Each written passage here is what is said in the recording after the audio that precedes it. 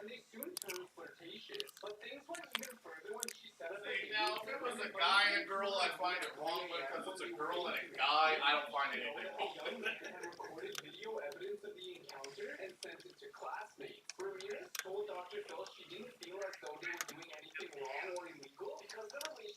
didn't feel like he didn't violate you at least by recording it? Yeah. I'm watching. You're watching my live? Creep. I'm watching. You can see my... Did she have knowledge of that? You can see my... Because whether he's underage or not, that's still illegal in itself as well. You know what I mean? What are you eating?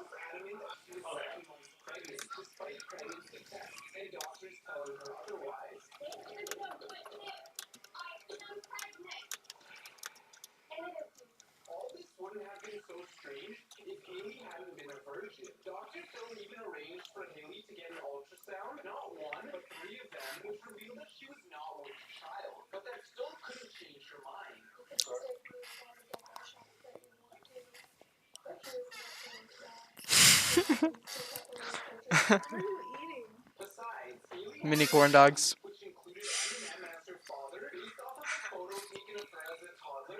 Mini corn dogs.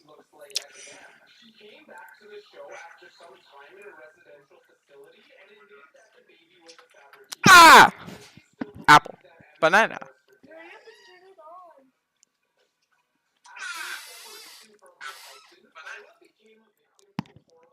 Aaron Yeager.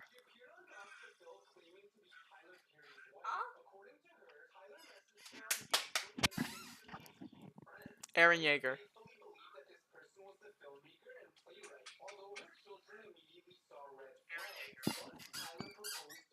Aaron Yeager.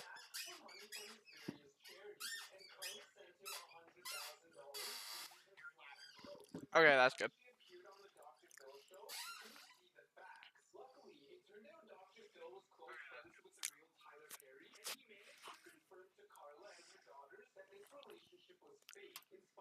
Dolls. The answer is dolls. In the poem, I said Mabel's name was a key and that you need to remember this phrase. Those are the two most important aspects of solving this riddle. Well, the alphabetic numbers of the letters... And what the fuck has he done for his own community? He's a billionaire. He ain't done shit for his own community.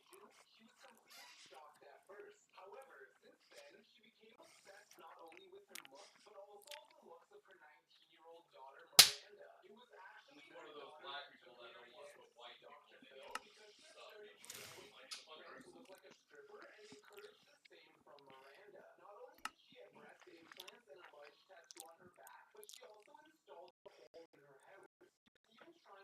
One view.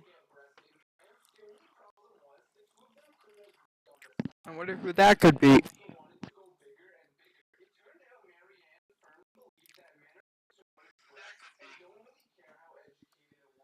It's me!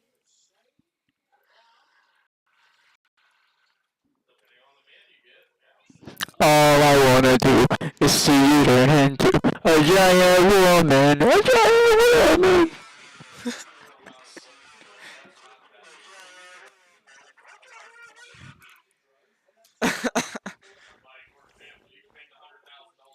in Mabel are 13, 1, 2, 5, and 12.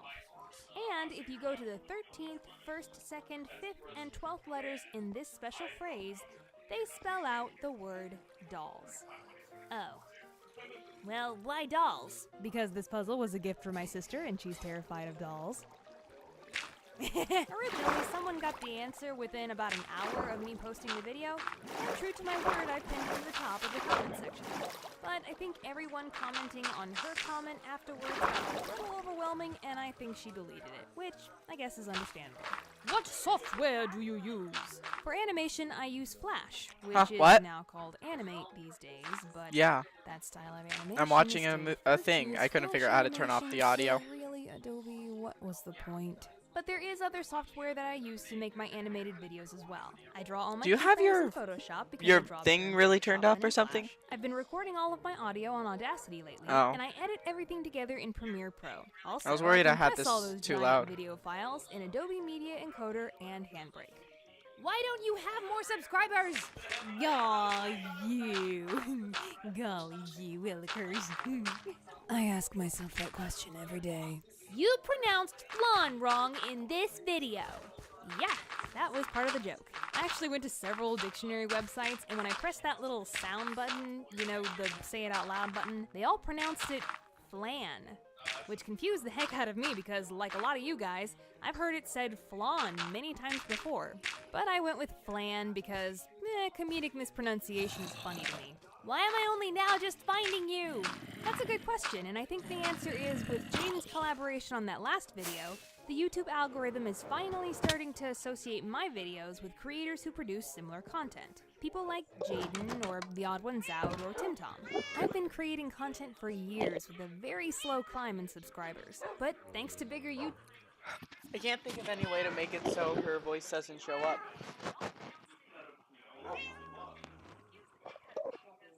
But you are Scandinavian and shit. Like, think about how the fuck they work. You can't act like they always act the same. What is civil? Just a civil thing. Depends on what stipulation you're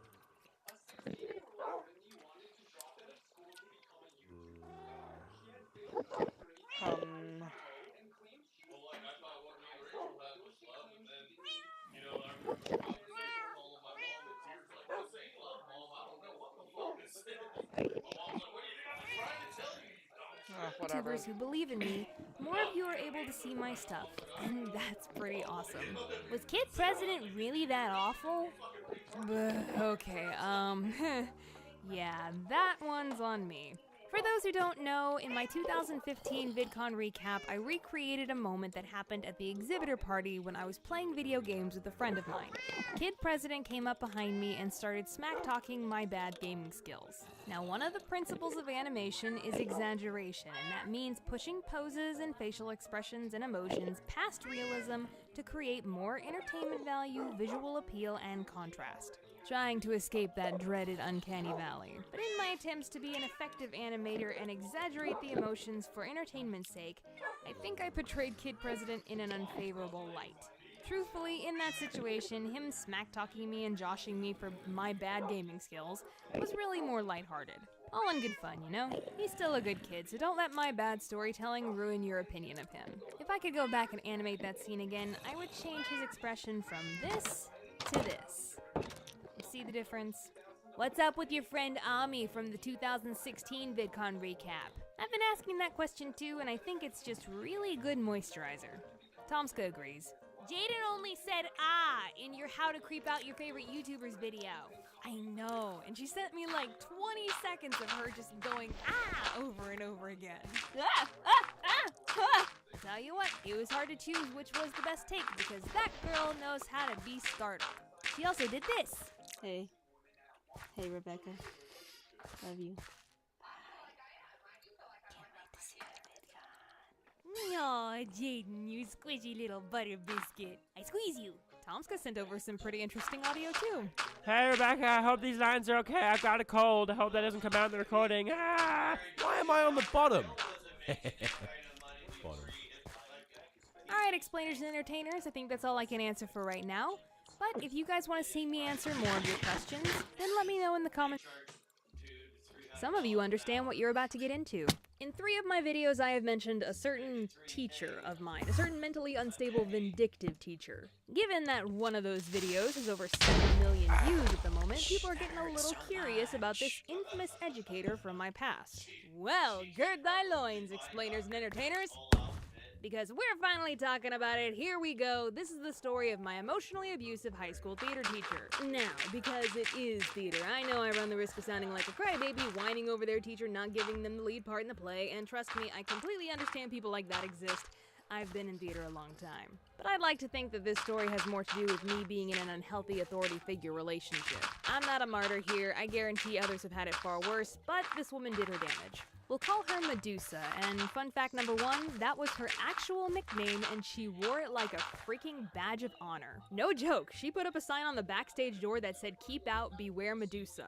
Boy, that should have been a warning in more ways than one. Okay, so I met Medusa my first year of high school. She was the only teacher running the entire theater department, so no matter what type of theater class you took, she would be teaching it. She also ran the theater club and directed all the after-school plays. All casting decisions were left up to her. You're catching my drift. She had a totalitarian grip on every aspect of this theater department. There was no other adult there to balance her out or, more importantly, witness her behavior. Now, for some context about who I was back then. In high school, I was remarkably shy, socially awkward, a goody two-shoes, a nervous wreck, and I didn't really have any friends, even in the theater club. I was a doormat, to put it bluntly, but when I stepped onto a stage, I was a completely different person. I could be strong and brave, confident and clever. I could show the world what I was made of. Performing was my release, my therapy. I guess that's why I didn't immediately take a powder when I learned how crazy this theater teacher was. I was holding out for that one big part, that one chance to show everyone what I could do. And pleasing this woman was the key to what I wanted. Yeah, that won't lead to anything bad, I'm sure. So what made Medusa so awful, I hear you asking? Well, for one, she was incredibly unpredictable. You never knew what kind of mood she was gonna be in or what was gonna set her off. A joke she laughed at yesterday would offend her the next day. One day she's kind and supportive, the next day she's catty and vindictive. And because of her volatile nature, it was a gamble anytime you needed to ask her a question or ask for help. Sometimes she'd be decent enough, and then sometimes she'd blow up in your face for wasting her time with a dumb question. Ask someone else. It would take me a stupid amount of time just to work up the courage to ask her a question, before chickening out and finding a different way around my problem. Though I think one of the most frustrating things about Medusa was her favoritism. Plain and simple, if you weren't one of her favorites, there was a very low chance of you getting a big part in a play. Or sometimes a part at all. I'm not saying she was shallow. No, that's exactly what I'm saying, because all of her favorites had two things in common. They were pretty, and they were popular. Two skills ya girl rolled a 0 on. Medusa also protected her favorites to an infuriating degree. One of them was a big bully of mine, and Medusa did absolutely nothing to stop it even after I begged her to step in. I was talking to my mom about this script, and she told me that she once confronted Medusa about this bully at an after-school play, and Medusa was more concerned about him getting in trouble than what he was doing to me. Ooh, that is a very brave thing to say to a protective mother. Correction, that is a very brave thing to say to my mother. So yeah, if you weren't one of her favorites, you were stuck in the chorus, as they say. Hey Becca, maybe you were just an awful actor. I mean, fair point. Maybe I just wasn't any good. Thing is, Medusa always gave me A's for my performances in the theater classes during the normal school days. Medusa even once rushed up to the stage after a dark, dramatic scene to give me a hug because she was so moved by my performance. So, you see, I got mixed signals from this woman all the time. I didn't know what to think. Dang it, do you hate me or not? And this cat and mouse stringing me along emotional manipulation was what kept me hopeful. I'd think to myself, if I don't complain, if I do my best, if I do every little thing she asks of me, maybe one day she will throw me a bone. Maybe one day I will gain her favor and be given a good part in a play. Hey, you hear that? That's not good. That is not a healthy mindset to be in. That is an unhealthy relationship to have with anyone. But that was the story for me for 3 years of high school. However, when senior year came, something happened. And let me just set this up for you. Once when I was a freshman, I asked Medusa why she didn't give me a part in the latest play. And she told me, seniors take precedence in casting because they're graduating. And I thought, okay, well, I guess that makes sense. When I'm a senior, I'll be a priority. Come senior year, pretty much all of her favorites had graduated, and the only 2 senior actors left were me and this one other guy. In fact, a very large portion of the club had either graduated or left, so pickings were pretty slim that year for willing participants. Anyways, we were going to do the comedic play Noises Off. And in that show, there is a role called Dottie meant for an older woman who needed a Cockney accent and had a boy-toy love interest. Hilarious. So naturally, being the oldest girl in the theater department, having a plump, middle-aged looking body, being able to do a pretty great Cockney accent, and being a senior meant that the stars were finally aligning in my favor. And the day before the audition, I was hanging out in the theater club room, and I told another student that I was hoping for the part of Dottie, and Medusa overheard. She looked right at me, smiled, nodded very obviously, and gave me a big thumbs up. Gee, Becca, it sounds like your chances of getting this part are pretty good. I know, right? That's what I thought too. But gosh golly darn it, call me M. Night Shyamalan because this story has a twist. I went to the audition, gave it everything I had, knocked it out of the park, was the only girl who could do a Cockney accent. But the next morning, Medusa posted the cast on the bulletin board, and nothing. She didn't even cast me.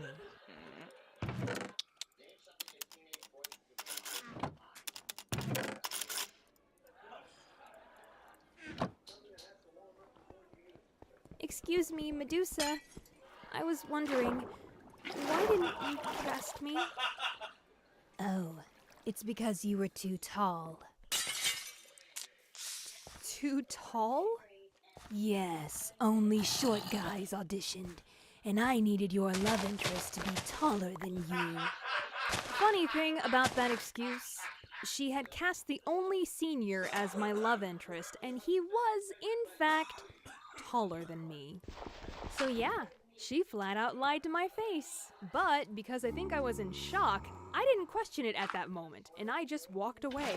Turns out the truth eventually came out because a couple days later, some concerned tech theater girls told me they heard Medusa say something in passing conversation with the other students. The reason I didn't cast Becca is because she's not one of the group. She keeps to herself way too much and doesn't have any friends. She didn't cast me because I wasn't popular.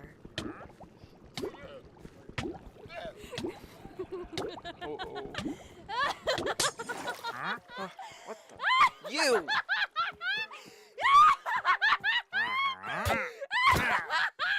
That's it! I am done! I am out! Goodbye! I am over this insanity! You ain't dragging me down with you, sister! Peace, adios, sayonara, das vidania, bonsoir, and all of the different languages. Consider this my final bow because we are done here! Thanks for the memories. You'll make a great YouTube video someday.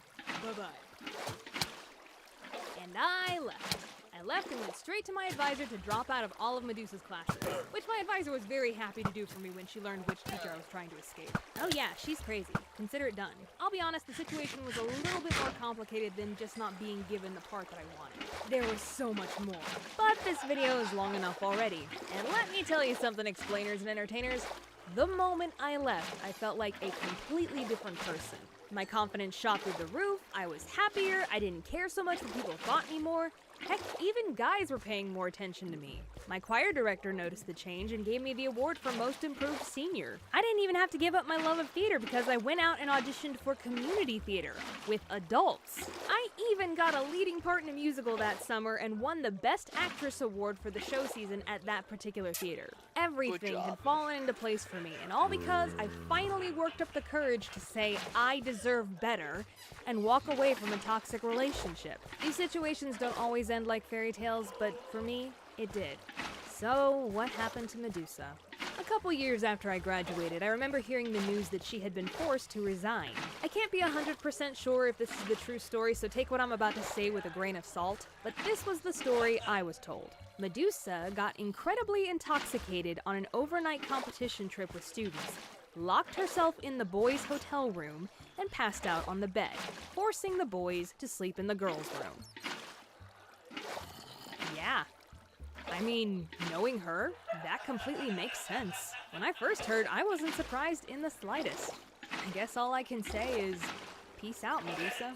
Wherever you are these days, I hope you're in a better place mentally and emotionally. I mean that. Hey, at least she taught me that a bad situation in the past doesn't have to weigh you down.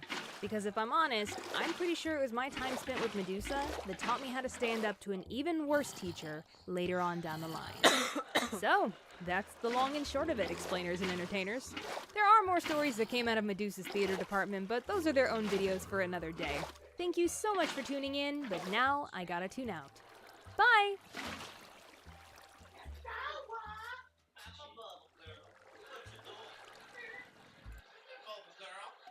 You should expect a certain level of stability in your educators. I think we're all entitled to that. There are bad teachers out there, but there is a huge difference between bad and seriously dangerous. Many of you may remember I mentioned my mentally unstable, vindictive theater teacher in a previous video, and I may or may not devote an entire video to her later on. But she was nothing compared to who this video is actually about. So for this story, I think we'll call him E. Although I guess I could use his real name, considering he's, you know, dead. He might come back to haunt me. We'll stick with E. E was my communications teacher in college. His class was required for my business minor, so there was no getting out of it. So I arrived first day to this class, and immediately, like, I set one foot in the door, and something about this guy just doesn't sit right with me. Just his general demeanor and mannerisms and the way he talked, it set off so many red flags. Weird fact about me, for years now, I've had deadly accurate intuition when it comes to bad people. For my entire life, I've never been wrong. If a serial killer in disguise walks into the room, I'm shamelessly baring my teeth and hissing like an irate cat. And E was just setting off all of the alarms in my head. He gave us the syllabus the first day, but I might as well have just torn it up right then and there because he never followed it. And listening to him try to explain an assignment was like listening to Tom Cruise talk about Scientology.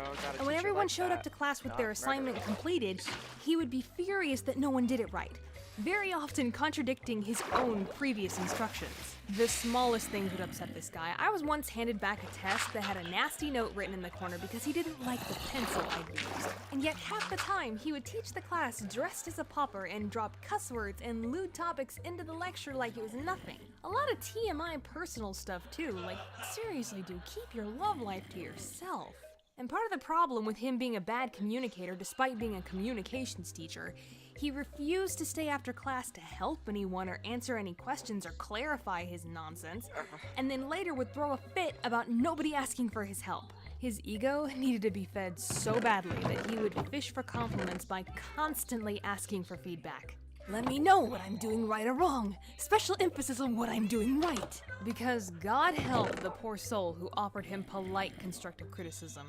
I got so sick of this guy that I went to the head of the department and complained. Turns out, so did most of the class. And when the head of the department approached him about it, E took it out on us the next class, saying we should have come to him with our grievances. So, my big incident with this guy came on the last day of school. One of these policies was, if you got a low grade on an assignment, you could correct it and turn it back in for a better grade. On the last day, he was handing back some of these assignments. He gave me back a paper I had corrected that was originally a B+. But when he handed it to me, he said the grade had gone down to a C. Did you get that? The corrected assignment went down a grade. Yeah, I was kind of pissed. To the point that I asked this jerkwad to meet me in the hallway so we could discuss it. I explained to him what I would think would be basic human logic for any functioning adult. That a paper that was more correct than the previous version should have a higher grade. Well, E started throwing out every excuse in the book, and I just kept debunking this idiocy over and over again with the same argument. Until finally, after like 15 minutes of talking and running around the issue, I had him backed into a corner. He started getting physically angry, making threatening gestures at me. I think the only reason he didn't touch me was because my friend Mary was sitting at a table in that hallway, watching and listening to everything. And then it all just kind of caved. He said, Rebecca, I think I'm just gonna quit teaching. He basically had an emotional breakdown in front of me, almost started crying. It was very strange and embarrassing. Several times I told him to calm down and take a breath. Admitting his defeat, he agreed to fix my grade, but then left class early right after that, his tail between his legs. Same day, I went back to the department head and told him what happened. Not like it did anything, because he taught for another 2 years at that school before leaving. So now, I bet a lot of you are wondering, well, what happened to E? And as you might have read by the title of this video, something not very nice. Something very unfortunate, actually. About 2 years after I graduated, someone sent me a link on Facebook to a news article, and it was pretty shocking what I read. He had been teaching communications at a different university when he murdered someone in one state, fled to another state, and shot himself during a police standoff. Kind of hard for me to add anything more to that. I mean, a man that my gut told me was dangerous ended up being dangerous. Though I will say, it is a rather chilling notion that I was standing in a hallway poking a would-be murderer with a stick over a paper. And I do sometimes wonder how differently that situation would have turned out if I didn't have a witness. Alright, explainers and entertainers, sorry for that downer of an ending, but that is the story of the worst teacher that I've ever had. But if you have a funny bad teacher story, then let me know in the comment section below. This has been Rebecca Parham, thank you so much for tuning in, but now I gotta tune out. Bye!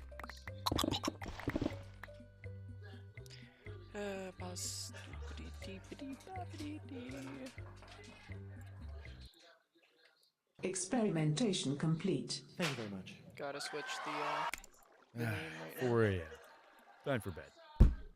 Great.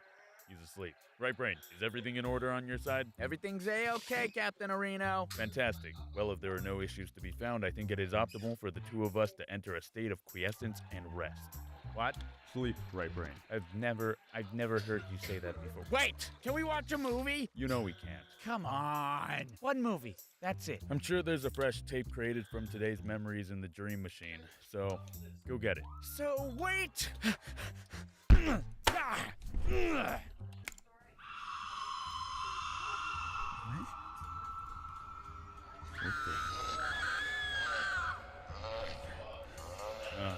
Right brain?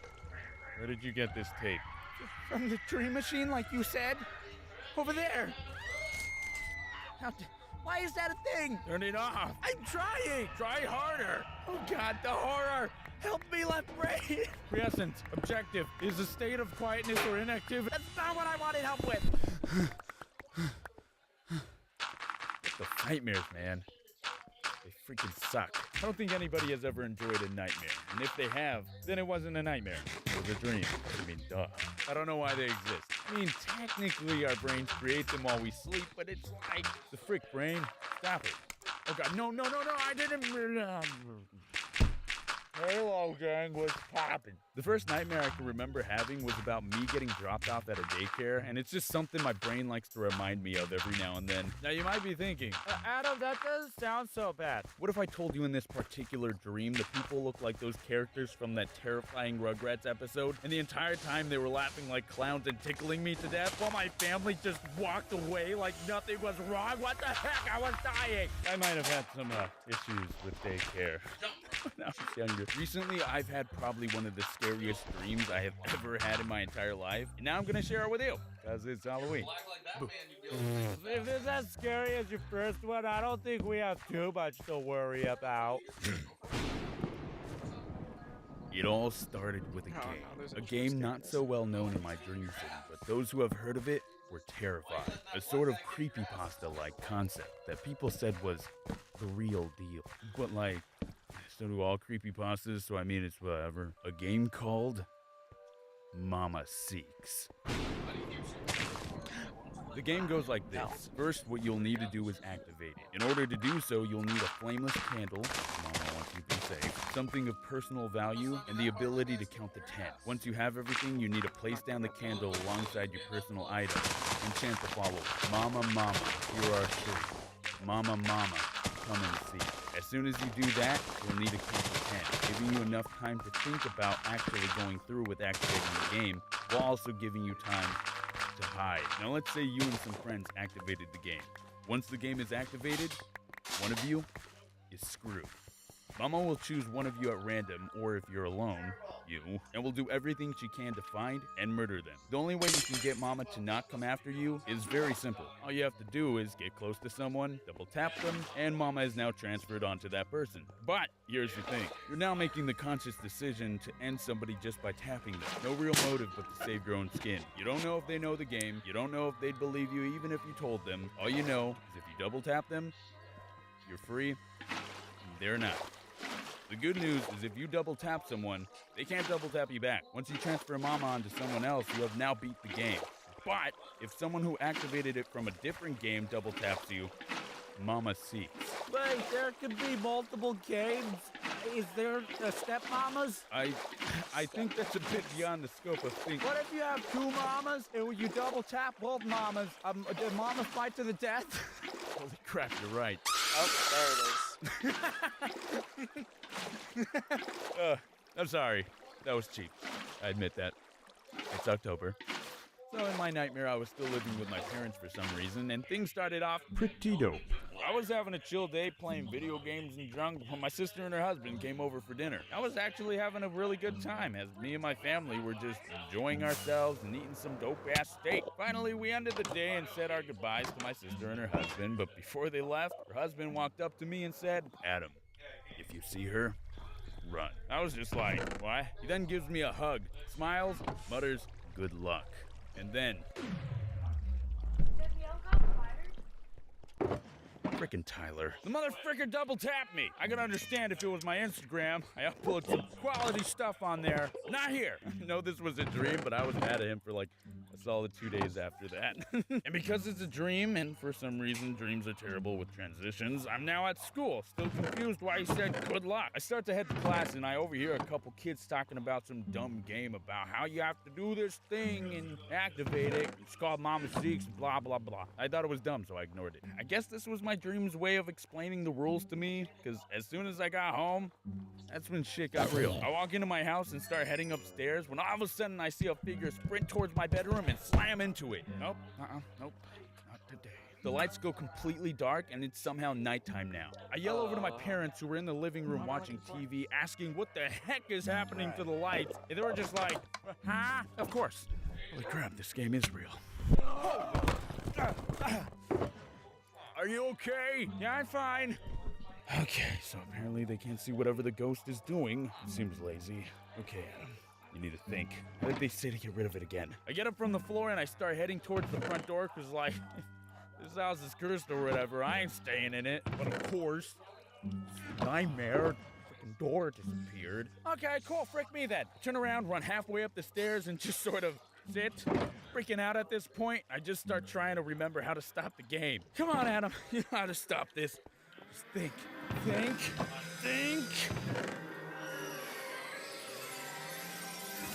Brain blow. Wait. I remembered that in order to end the game, I had to double tap someone and transfer Mom over to that person. But I'm gonna leave my house. The only people home is my dad, my mom, my brother. I don't want to hurt my family. I tried finding the back door, opening windows, and even breaking holes in walls, but nothing was working. This mama person was just following me everywhere, and I couldn't escape. Eventually, I just sat down in a hallway as this horribly disfigured thing was slowly approaching me from the other side. I basically just accepted my fate and awaited my horrible demise.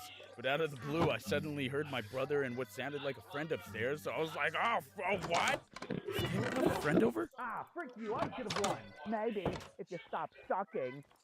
I'm sorry, Caleb. I quickly sprung into action and started running upstairs because friggin' I don't want to die and I'm selfish. What do you want from me? I'm now running through the upstairs hallway, and of course, since this is a nightmare, it's as if the gravity is 10 times lower, making it so much harder to touch the floor. While this is happening, Mama's right behind me, looking furious as ever and ready to attack. I eventually do get traction on the wall and look up towards my brother's room to aim. I end up seeing him and what looked like a dude right next to him, so I was like, yes! Holy crap, he does have a friend over. I launch myself from the wall and start flying towards them, and I end up slamming straight into his wall. What the heck? No time to explain. I run over to his friend, double tap him, and... Holy crap. It's over. It's finally freaking over. I was about to happily explain to him until another voice sounded mildly confused, asked from behind me. Caleb, you getting mugged? My heart dropped. I turned around and saw the TV was playing some sort of game, looked back at my brother, and then looked back at his friend, who was at a loss for words. His friend was a pile of clothes. I thought you were hanging out with a friend! Yeah, online, playing Call of Duty. Rocked. I turn around, and before I knew it, Mama was right at my face. You might be wondering, Adam, why did they call this thing Mama? Well, as soon as she got me, I found that out myself. Instantly, I was trapped in a completely windowless room made of solid concrete, with one of the walls being a giant mirror, and the figure standing in front of me had transformed itself into looking like my mom, but with little tiny red holes for eyes and a mutilated face and body. It was disturbing. So I'm assuming when she captures the victim, she turns into said victim's mom. I woke up scared out of my mind. My stomach hurt, I had a headache, I was freezing, I felt like I was gonna puke. Ow, that was unintentional. You know how in cartoons when a character gets really scared, they just lose all their color and freeze up? That was me, sitting on my bed for a solid hour because I was too afraid to move. Funny thing too was that it was like 6 in the morning, so the sun was pretty much up and shining. I was that scared. I was convinced everything in my nightmare actually happened, but eventually I did end up snapping out of it. Well, because, wait, I'm not dead. So happy ending. I have nothing to worry about, I think. Probably. I'm never drinking coffee before bed again.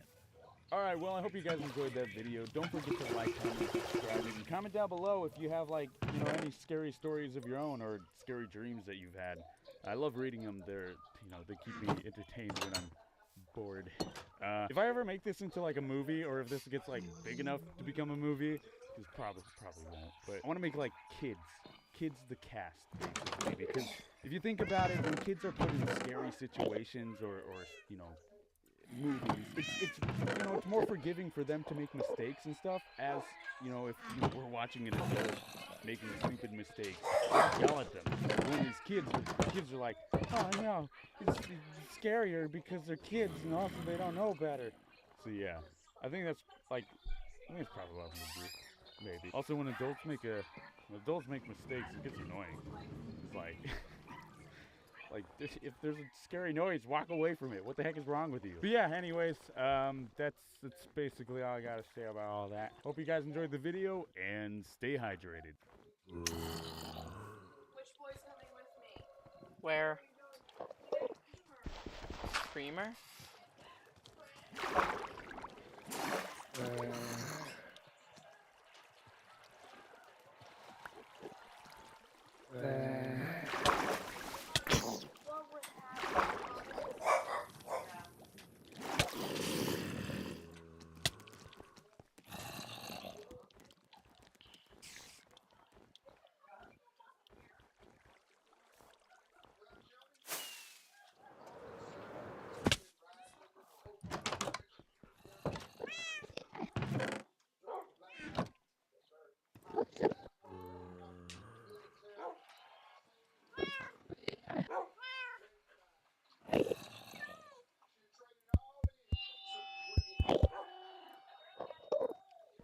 Wow, first video of the new decade, 2020. That's cool. Anyways, I've never actually shouted out my Twitter, I think. So, I'm gonna do that. Follow me on Twitter, you know, at something else YT. You get your phone, go on the app, type in my name, pick the me with the most followers. Okay, well, you know what to do. Yeah, you got it. I hate being sick. Almost as much as I hate being robbed. But you know what sucks even more than being sick or being robbed? Being robbed while you're sick. By an old lady. Let me elaborate. November 20th, 2019, around 12 in the afternoon, I was laying on my couch, dying of the flu. Snot dripping from my nose, pounding like a bass drum, and stomach craving anything. Without sustenance, I thought to myself, I should probably eat something. Only problem was, I don't know how to grocery shop, and on top of that, I couldn't hold anything down. Like the mustard and bread sandwich I tried for breakfast. Wasn't that bad. Wheat bread. So I went on my good old friendly neighborhood corporation Google to sell my soul away and search up things that won't make me vom while dying to death. Many theoretical moons passed and I finally stumbled upon something I wanted to try because everything else suggested by doctors sucked. What do they know? My research showed that some people, when they're feeling under the weather, decide to go out and drink a smoothie called Vitamin C Boosters by, let's call them Juice Place. The drink supposedly is like a wonder drug that has a great amount of nutrients and vitamins, which is amazing during flu season. And, get this, can also cure cancer. That's 100% fact. Trust me, I'm not making this up. Juice Place does not cure cancer. I made it up. Please don't sue me. I was too sick and disoriented to actually drive to the place, so I decided to use an app on my phone that was like a taxi, but not. And instead of bringing you places, it brought you food. Let's call it the Better Postmates. Now, this is supposed to be the easiest thing on the planet. You order food for a randomly selected driver to pick up. The randomly selected driver then picks up the food, and your food is delivered to you by said randomly selected driver that was randomly selected. Simple. It's never failed me before. Until that day. I ordered my one smoothie, and the estimated time of arrival said it was going to be like 15 minutes, latest being 30. Which, holy crap, that's fast. Especially by my randomly selected driver that, from the app's driver info, is just a sweet-looking old lady named, let's call her Margaret, driving her cute little gray Nissan Versa. So I pop a squat on my couch, burrito-fy myself in blankets, and suffer horribly while I wait for my guardian angel, Margaret, to bring me the liquid nectar of rejuvenation. Tick, tock, tick, tock.